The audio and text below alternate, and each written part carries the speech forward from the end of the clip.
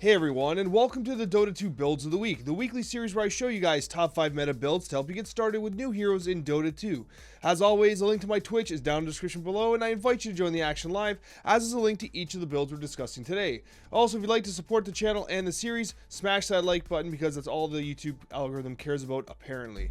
Anyways, so today we're talking about the Wraith King, Skeleton King, Wraith King, whatever you want to call him. You know, those of you that have been playing Dota for a long time would know him as the Skeleton King, but regardless, Wraith King has been one of those heroes that's been constantly in the meta, and he continues to be a major part of the pro meta as well. He also has the side of being a very relatively straightforward hero for relatively new players to play, so he's a great choice if you're just getting started with Dota 2 and you want to play the carry role. He is particularly forgiving thanks to his ultimate reincarnation, which allows you to come back from the dead, but he also has incredible kill potential, and he has a pretty reliable stun that, although it's a little slow, it is pretty decent at all stages of the game.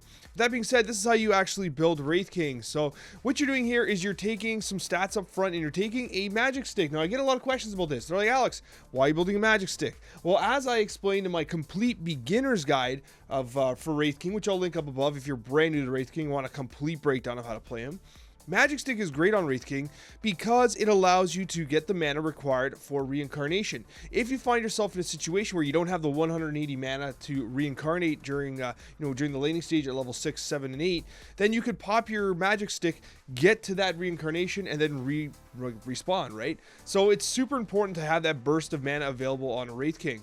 From there, phase boots is generally the boots you want. Some people do build power treads as well. They're an option, but phase boots tend to be much preferred for Wraith King because it provides you with attack damage, additional armor, which Wraith King really lacks, and it also allows you to basically close the gap on heroes and prevent yourself from getting kited too much. You can also complete the magic wand thanks to the iron branches you have. You have 3 iron branches, by the way, so you're going to want to use one on a tango. So you plant the tree and then eat the tree with the tango to get additional regeneration. From there are 2 key builds with regards to how you're going to be playing Wraith King. There's the Radiance build, which is not so common right now. I love it. It's a ton of fun, but it's technically a little weaker in terms of win rate. You do Gloves of Haste into your Radiance. It's a $5,000 item that you're rushing. You should complete it in about 17 minutes, but it is and that's your power spike, and then basically you try and take a team fight with your Radiance, and then you're farming towards Singe and Yasha into Blink Dagger, and you become a menace from that point. However, what's most popular at the pro meta is actually going to an armlet early on. The reason why this is helpful is because the armlet builds from a Helm of Iron Will, which provides you not only with armor, which you desperately need, but it also provides you with regeneration, which is great as well to help you sustain the lane. Deso is great. It's been buffed in recent times and is a great item for Wraith King. And then what you do is you go into a Blink Dagger. Once you have Blink Dagger, so you have these 3 items, you can basically blink on top of supports, stun them with Wraithfire Blast, and then basically just right-click them until they can't get right-clicked no more. BKB is absolutely required for Wraith King as well, because the last thing you want to do is to get stunned and kind of controlled the entire time, because if you get kited, you become useless. With that being said, it's also very important you understand you generally do not pop your BKB until after you have reincarnated. So you usually want to fight a bit, reincarnate, and then after you reincarnate, then you pop your BKB, because it's that second life that's a little more valuable, because if you die that second time, you don't get to pop up for free again, right? So that is very important to understand. His shard, which allows you to basically reincarnate without the cost of mana and also spawn skeletons and stuff like that, is very important if you're against anybody that builds a Diffusal Blade or an Anti-Mage, okay? From there, he has a ton of extension items, all depending on the game state, which I go through in my full guide. Hope this helped, and we'll talk about build number 2. If you've been watching any pro Dota, you'll know that Pango mid is super hot right now. Traditionally, Pango has been played in the off lane, but it was actually Thompson who started to pioneer Pango mid over the last couple of years, and now it has really started to catch on with a lot of the pro teams, even though Thompson's not really playing pro right now. Who knows, maybe he will in the future. Regardless, Pango from the mid lane is pretty interesting. It plays kind of similarly to that of Pango off lane, except you're focusing a little more on tempo here, and let's talk about how that build actually works. So what you're going to do here is you are taking a couple value points in Shield Crash. It has a lot of damage potential. It is great for securing the ranged creep, and then you're going to be building into Swashbuckle as well, so you can farm these small camps and actually farm and push the waves in as well. You're actually delaying your lucky shot pretty far. Some builds in the off lane, would have you taking a value point and a lucky shot earlier in this mid lane build, with the way pros are currently building it. The first point comes at level 10. You actually delay your talent by 1 level in order to get that lucky shot at 10. You're focusing in on Swashbuckle and Shield Crash during the laning phase, and obviously taking Roller Thunder when you can. You are focusing in on getting this bottle as soon as possible. You go a little weak up front, sorry, on the regeneration and on the stats. If you find yourself getting bodied a little bit as if you're against a Lina mid and you're just getting right click nonstop, then you might want to consider bringing some more stats. Otherwise, you are going bottle into Brown Boots, Orb of Corrosion. The Orb of Corrosion is disproportionately beneficial because of the way the Swashbuckle interacts with the Orb of Corrosion. Same reason why you like building a Diffusal Blade or a Basher on someone like Pango, because with Swashbuckle, you get a lot of opportunities to proc those effects. Orb Corrosion is a guaranteed proc, but we're you know what I mean. From there, you're going Arcane Boots, Diffusal into Blink Dagger. Now, Blink's great because you can use it while utilizing Rolling Thunder, and then you're going to be using the Aghanim Shard, which basically allows you to roll up. It lets you to stop, change direction during Rolling Thunder, and also with the talents like the cooldown of Shield Crash while in a ball.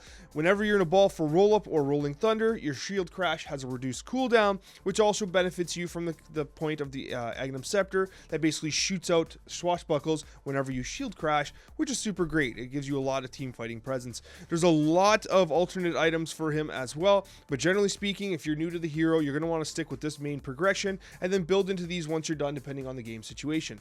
Regardless, if you're trying to kind of test yourself a little bit at mid, Pango's an interesting meta choice right now, and also a hero that is traditionally played in the offlane as well if the meta happens to shift. If you've been watching Pro Dota, you've been seeing lots of Mars, because Mars is one of the staples of the professional meta, partially because not only is he a capable right clicker, especially with God's Rebuke, but he has incredible setup potential with Arena into Spear of Mars, and his team fight capabilities are incredible. He is a constant threat. You are constantly kind of keeping an eye on is Arena available. It's kind of like playing against a Faceless Void. You always want to know what the cooldown on Arena is, and it has a much shorter cooldown than Black Holes and Chronospheres. So it's he's an incredible team fighter. He has carry potential. He's a hero that does require some practice to play. Like, I've played him in the past and just missed spears left and right. It's kind of embarrassing. You got to get into the role of playing him. So if you want to learn a really cool offlane hero, actually, ironically, we talked about Pango prior, can be played offlane. Mars can be played both offlane and mid. You see him in mid every once in a while. Some pros like taking a mid, but mostly he's playing the offlane. Let's talk about him. So basically what you're doing here is you are focusing in on some stats up front, going double bracer. There's even pros going triple bracer on Mars. I didn't include it here because I didn't want the comment section to be filled with bro, triple bracer, seriously. If pros are building triple bracer on Mars. If you want to do it and you want to kind of solidify your laning stage even more, you can go for it. Double bracer is fine in my opinion. You do want to build a magic wand though. The reason for this is because you are literally initiating fights nonstop as a Mars. Is what you do. This will pay dividends the entire game. The magic wand is just so good for you because you're always right in the middle of a fight. If you are having trouble with mana, consider getting a soul ring as well. Although this particular build does not give you that much HP generation. You're not building, you could build Crimson or Pipe of Insight depending on the game. This stock build doesn't have it, so just bear that in mind. If you build either one of these items, you'll be able to actually handle soul ring no problem because you have ring of health in there. Regardless, you are going Phase Boots into Blink Dagger. This is your main timing. Blink Dagger, Arena of Blood. You want to be blinking and blooding guys. Blooding guys, yes. Blinking and Arena-ing guys, and then Spear of Marsing them as well. The ING at the end of those, the action verbiage was a little awkward the way I said that, but whatever. You guys know what I mean. Regardless, BKB right after again for the same reason why you want a magic wand. You're literally in the middle of the fight. You literally initiate the fight. You're right in the middle. Also, he has the benefit of benefiting from both the damage and the strength. He wants the strength. He wants the damage. It works wonderfully with God's Rebuke. And then the shard, which is honestly, it's just a really good shard. And from there, you have so many different options. A lot of pros really like going Refresh Orb for that double arena. You have the option of going Wraith Pack, which is ever so popular right now. Lotus Orb is super popular. AC is very popular. Yule Scepter Divinity, great for setting up your Spear of Mars on individual targets when you don't have Arena of Blood available. Heaven's Halberd always has value against Svens and PAs and stuff like that, right? So Mars is one of those very versatile heroes. He takes a lot of practice, but once you get the hang of him, he's an absolutely fantastic offlaner. If you like bursting guys from 100 to 0 in basically a few seconds, then I've got the hero for you, and their name is Skywrath Mage. Skywrath Mage is basically a bird that flies in the sky that just essentially just obliterates everything with magical damage. He is one of my favorite position 4 heroes to play, and although he has some nuance to his playstyle, once you get the hang of him, I'm telling you, you're going to absolutely love this guy. There's nothing more satisfying than getting a Rod of Ados and Mystic Flare combo going, because he's something special, I'll tell you that right now. Let's talk about how to play Skywrath Mage. And I should also say I've done a complete beginner's guide for Skywrath Mage. I'll link it up above. It's a full description and full video on every single thing that he needs to do. So, you know, it goes a little more in depth than what I do here, regardless. Okay, so here's the build. So some pros do like going Arcane Bolt earlier on. I actually prefer that you go Concussive Shot into Arcane Bolt and then just focusing on Concussive Shot. It does a lot of damage, but the other side to that as well is you really want that the added damage with the slow, with the reduced cooldown, because what you want to do is before you get your Rod of Ados, which is absolutely required because obviously you Rod of Ados someone and you Mystic Flare them. What you want to do is before you have that ability, you're going to want to Concussive Shot, and then when they get hit with the Concussive Shot and they have Ancient Seal on them and the Arcane Bolt is flying towards them, that's when you cast their Mystic Flare, because Concussive Shot has a 40% slow applied for 4 seconds. How long does this last? 2.2 seconds. So that means they can get slow, and then you hit them, and it makes it harder for them to get out of the Mystic Flare. So it's important to understand the interaction between the abilities. You are going double Null Talisman. You want the mana cost reduction. You want the mana regeneration. It's way too valuable. Plus, like, you don't really replace them at any point in the game because you don't build that many items. You really build these items: a Rod of Ados, Arcane Boots into an Aether Lens, into Tranquil Boots, and then finally Ag Scepter. And the Ag Scepter is the reason why you're taking the global Concussive Shot and the 1 Arcane Bolt per cast, because once you have your Ag Scepter, it basically doubles everything. Like, everything you do is basically doubled up. You cast Mystic Flare, there's 2 of them, 2 Ancient Seals, 2 Concussive Shots, 3 Arcane Bolts with the talent. It basically just makes it so that you become this tower of magical damage, right? It's a great Ag Scepter. It's great. It's absolutely fantastic. And with the amount of kills you get, because what you should be doing is once you get your Rod of Ados, you are literally running down kills whenever you have Mystic Flare. You're just using this combo over and over again off cooldown. You're going to be so oppressive. It's also important to note here that 10 intelligence I do like going, but if you're relatively new to the hero, the added health is super beneficial. You're basically a glass cannon. And if you're against heroes that are very mobile with their spells, like even anti-mages, Pucks, Queen of Pains, anybody that really needs their spell usage, the reduction of Ancient Seal cooldown could be beneficial to make sure you lock those heroes down and prevent them from playing their game effectively. With that being said, there's a few items that are also worth having on him. He's great with Scythe of the Vise because of the way that his intelligence scaling works with the amount of damage he can do with Arcane Bolt. Kaya is always valuable to him as well. If you get really kind of rich in the game, Boots of the Bongo are fantastic because it's a natural extension of your Tranquil Boots and gives your team additional team fight. You have your Glimmer Cape to help you escape. 4 staffs, and if you really want to get greedy, E-Blade is really awesome too, but usually E-Blade is built instead of Rod of Ados, but I tend to prefer the Rod of Ados. It is significantly less expensive and gives you an earlier timing.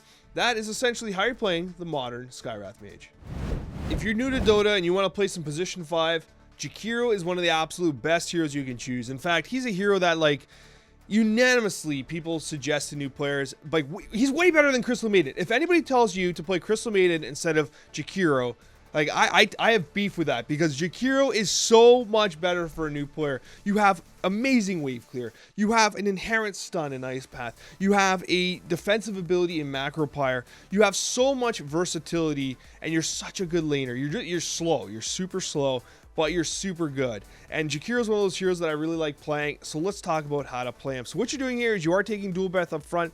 A lot of damage. You really like the slow as well, the attack slow and the movement slow. You cast it on guys and you get as many right clicks as you can. Don't just cast it for the sake of doing the actual magical damage to them. That's not what's important. Hit them with the dual breath and then right click them as much as you can, because it prevents them from trading effectively with the attack slow and the movement slow. Okay, you are getting the Ice Path. Yes, Ice Path is hard to land. You're gonna have to get used to it. Jakiro is one of his major kind of weaknesses are his cast points. He has these huge cast animations that can be a little tricky, and Ice Path is one of the hardest stuns to land in the game. It's a little easier to land than Mirana's, but still, you'll understand what I mean when you get it. He has he's a very awkward cast animation. Liquid Fire is pretty cool, super harassive, really good for messing up people's blink daggers and stuff like that in team fights. And Macro Pyre is a great skill for actually like zoning off enemies from towers or defensive structures, stuff like that. The current build to go is Ring of Basilius, because you are so like you require mana so much.